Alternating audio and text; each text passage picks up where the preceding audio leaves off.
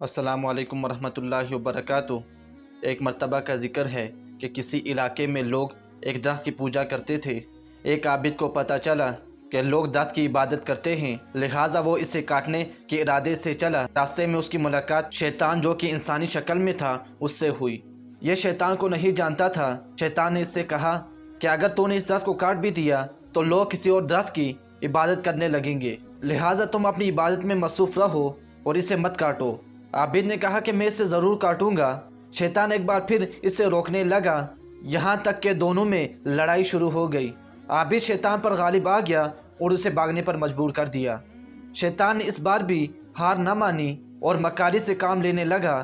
اس نے عابد سے کہا، میری بات مانو اور اپنی عبادت میں لگے رہو، میں ہر رات 2 اشرفیاں تمہارے سرانے رکھ دیا کروں گا۔ تم غریب و نادار آدمی ہو، اگر اللہ کو اس درخت کا کاٹنا منظور ہوتا تو وہ اپنے کسی رسول کو بھیجتا جو اسے کاٹ دیتا، لیکن اللہ نے ایسا نہیں کیا اور خود تم بھی اس کی عبادت نہیں کرتے، تو تمہیں اس سے کیا مسئلہ ہے؟ یہ سن کر عابد شیطان کے جھانسے میں آ گیا اور وہاں سے چلا گیا۔ جب رات ہوئی تو واقعی عابد کے سرانے شیطان نے 2 اشرفیاں رکھی تھیں۔ عابد نے 2 اشرفیاں لے لیں۔ جب اگلی رات ہوئی تو شیطان نے دوبارہ 2 اشرفیاں رکھ لیں۔ عابد نے وہ 2 اشرفیاں بھی اٹھا لیں۔ جب تیسری رات ہوئی تو شیطان نے عابد کے سرانے اشرفیاں نہ رکھیں، لہٰذا اگلے دن عابد ایک بار پھر درخت کاٹنے کے ارادے سے نکلا۔ جب آدھے راستے میں پہنچا تو ایک بار پھر شیطان سے ملاقات ہوئی۔ شیطان نے پھر عابد کو روکنے کی کوشش کی اور ایک بار پھر دونوں میں مقابلہ ہوا، لیکن اس بار شیطان غالب آ گیا۔ عابد نے تعجب سے شیطان سے پوچھا کہ یہ کیسے ممکن ہے؟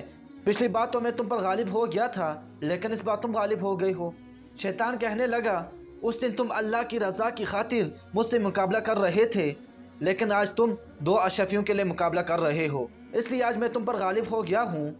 معزز دوستو، اس واقعے سے ہمیں پتہ یہ چلا کہ خالص نیت شیطان پر غلبہ دیتی ہے اور بد نیتی کی وجہ سے شیطان انسان پر غالب آ جاتا ہے۔ ناظرین، آپ یہ کہانی کیسی لگی کمنٹ میں ضرور بتائیں، اور اگر ابھی تک ہمارا چینل سبسکرائب نہیں کیا تو ہمارا چینل لازمی سبسکرائب کر دیں اور مجھے اپنے دعاؤں میں یاد رکھیں۔ اللہ حافظ۔